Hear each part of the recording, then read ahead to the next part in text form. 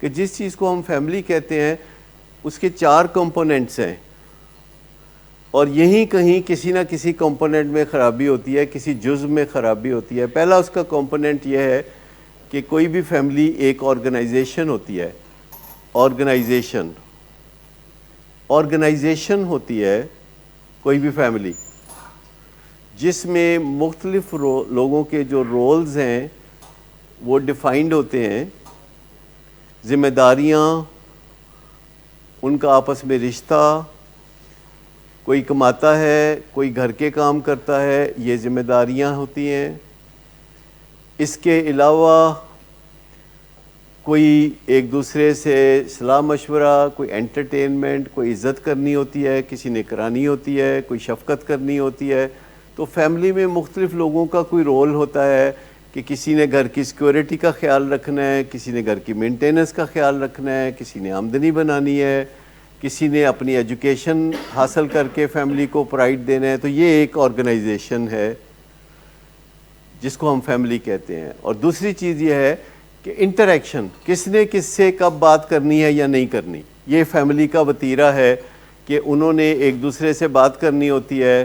صبح لوگ گھر سے نکلتے ہیں، ماں کو سلام کر کے نکلتے ہیں، شام کو واپس آتے ہیں تو لوگوں کو ملتے ہیں، یا سیدھا کمرے میں چلے جاتے ہیں، یا دیکھتے ہیں کوریڈور میں سے کون ہے، میں نکلا کہ نہ باہر۔ تو انٹریکشن یا تو روکا جاتا ہے یا کیا جاتا ہے۔ تو فیملی میں ایک انٹریکشن، تعلق واسطہ، میل جول، یہ بھی فیملی کا حصہ ہے۔ تیسری چیز ہے کہ فیملی میں انٹر ڈپینڈنس ہوتی ہے، جس کا مطلب ہے کہ تم میرے لیے یہ کرو گے تو میں تمہارے لیے وہ کروں گا، تم یوں کرو گے تو میں یوں کروں گا، تم میرے لیے سکون کا باعث ہوگے تو میں تمہارے لیے ہارڈ ورک کر کے پیسے کما کے لاؤں گا، اور تمہیں میں تمہاری نیڈز بھی پوری کروں گا، تمہاری وانٹس بھی پوری کروں گا۔ تو انٹر ڈپینڈنس ہوتی ہے کہ تم مجھے کچھ دو گے تو میں تمہیں دوں گا۔ جیسے اسکول کے بچے نہیں کہتے کہ کل میں نے تمہیں ٹافی دی تھی تو آج تم مجھے چوئنگم دو۔ یہ it comes very naturally to us کہ انٹر ڈپینڈنس ہونی چاہیے، لیکن جہاں ایک طرف خسارہ اور دوسری طرف شہید وفا یا کام زیادہ کرنے شروع کر دیں تو وہاں سے کو ڈپینڈنس یا روگی ہونے کا سفر شروع ہوتا ہے کہ کوئی گل نہیں، پھر کیڑی گل ہے۔ میں کہتا ہوں دیکھو بچوں سے عزت کرو، کہتے نہیں ڈاکٹر صاحب عزت دی خیر ہے، بچہ بس نشہ چھੱਡ دے تو ٹھیک ہے۔ اکثر والدین کو میں کہتا ہوں کہ اپنی عزت کراؤ، اپنی عزت کے اوپر کمپرومائز مت کرو، اس کو سٹینڈ لو اس پہ۔ لیکن وہ کہتے ہیں نہیں ڈاکٹر صاحب کوئی فرق نہیں پیندا، بستی کر لی نہ، پھر کی ہوا، مطلب بس نشہ چھੱਡ دے، بس خوش رہے، چاہے کینیڈا رہے چاہے امریکہ رہے، خوش رہے، سانوں نہیں ضرورت۔ مطلب شہید وفا، اس طرح کی باتیں جب فیملی ممبرز کرتے ہیں تو یہ روگی ہونے کی نشانی ہے۔ اس کو واپس انٹر ڈپینڈنس میں بدلنا ہے کہ تم میرے لیے یہ کرو، میں تمہارے لیے وہ کروں گا۔ تو یہ بہت ساری باتیں ہیں جو کہ پاپولر باتیں نہیں ہیں، لیکن آپ دیکھیں گے کہ زیادہ تر ٹربل جو ہوگا وہ غریب آدمی کے وجہ سے ہوگا، کیونکہ وہ غیر ذمہ دار ہوگا۔ جو غریب آدمی غیر ذمہ دار نہیں ہوگا اس کی وجہ سے کوئی ٹربل نہیں ہوگا، وہ کسی پہ بوجھ نہیں ہوگا، وہ معیشت پہ بوجھ نہیں ہوگا۔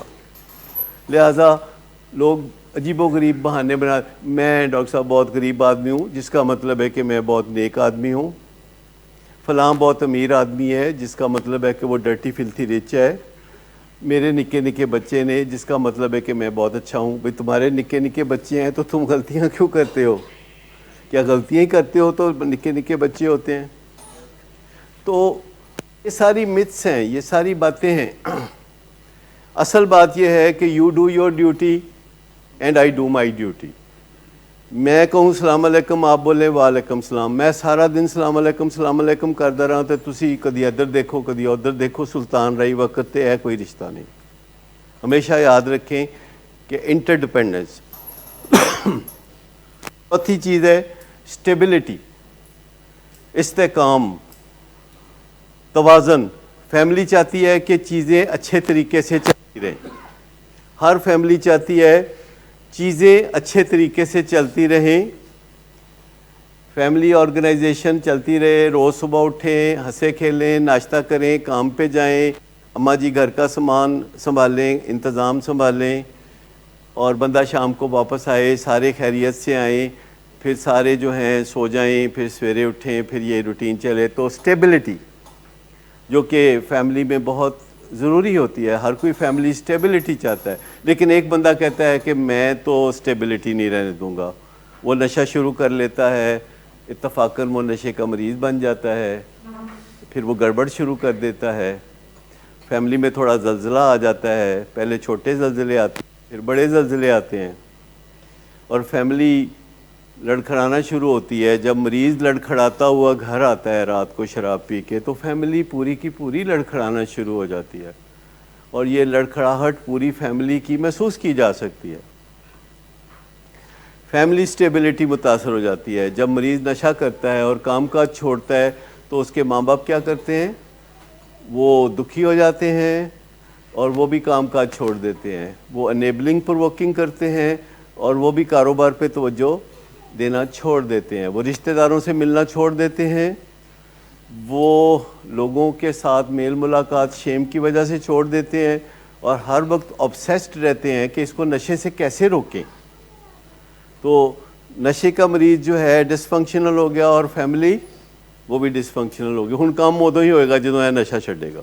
بہت سارے لوگ یہ طے کر کے بیٹھے ہوتے ہیں کہ جب یہ نشہ کرنا چھوڑے گا تو اپنی زندگی کو ہم دوبارہ بحال کر لیں گے، دوبارہ دکان کھول لیں گے. جی پھر بات ہے کہ گھر والوں کو تو تمنا ہوتی ہے کہ مریض وعدہ ہی کر لے تو وہ خوش ہو جاتے ہیں.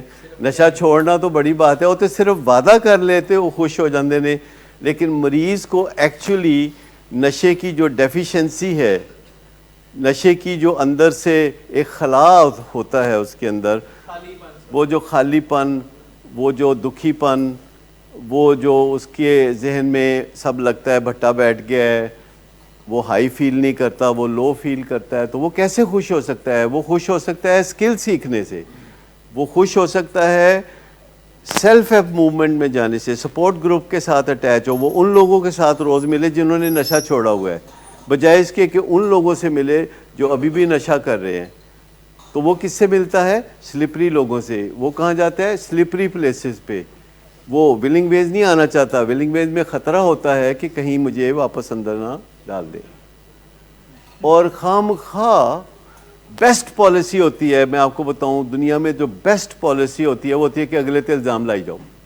جڑا بندہ ملے وہ تے کوئی الزام لا دو.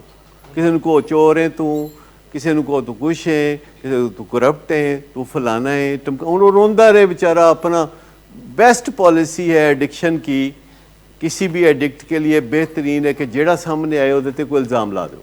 کچھ نہ ملے تو سر کہہ دیو پائن ایپل لے گئے. ہاں مطلب الزام لا دو، کوئی مطلب بغیر وجہ کے الزام لگا دو، کسی نہ کسی طریقے پہ اگلے بندے کو ڈیفینسو پہ لے آئیں.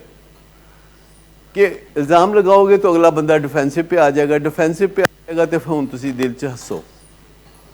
تو کبھی بھی کسی کے الزام لگانے سے اثر مت لیں. ایک اور چیز کا اثر نہ لیں، لوگ رپیٹ کرتے رہتے ہیں. یہ دنیا کا لیتھل ویپن ہے، چیزوں کو دہراتے رہنا. اگر آپ کے پلے کچھ نہیں ہے تو آپ چیزوں کو دہراتے رہیں. اگر آپ کے پلے کوئی صفت نہیں ہے تو ایک فکرہ جو کہ آپ کی کوئی ضرورت ہے اس کو دہراتے رہیں. بار بار وہی بات کہیں، چاہے آپ کو جواب مل جائے، پھر بار بار وہی بات کہیں. اور والدین کو اس بات پہ بہت کیئرفل رہنا چاہیے کہ آپ نے کسی بندے کی بات کا جواب کتنی دفعہ دینا ہے؟ ایک دفعہ. تو جواب ہے ایک دفعہ کہ اس پہ بات نہیں ہوگی، مطلب آؤٹ آف سلیبس ہے. لیکن میں آپ کو بتاؤں یہ بہت لیتھل ویپن ہے. آپ ٹی وی پہ دیکھیں، ہر ایڈورٹیزمنٹ بار بار چل رہی ہوتی ہے، بار بار چل رہی ہوتی ہے، کیونکہ ان کو پتہ ہوتا ہے کہ کتنی بھی نکمی ایڈورٹیزمنٹ ہوگی، اگر 100 دفعہ روز چلے گی تو ہماری چیز بکے گی. تو گھر میں کبھی بھی آپ سے جب کوئی کہتا ہے پیسے دے دو، پیسے دے دو، پیسے دے دو، میرے دن کتنے ہیں، جس بندے کے جو بھی پوچھے کہ میرے دن کتنے ہیں تو اس کو بتائیں آج تو پہلا دن ہے. بس جب بھی پوچھے تو یہی بتائیں کہ آج تو پہلا دن ہے. اگر کوئی 15ویں دن پوچھتا ہے میرے دن کتنے ہیں تو کیا جواب ہے؟ آج تو پہلا دن ہے.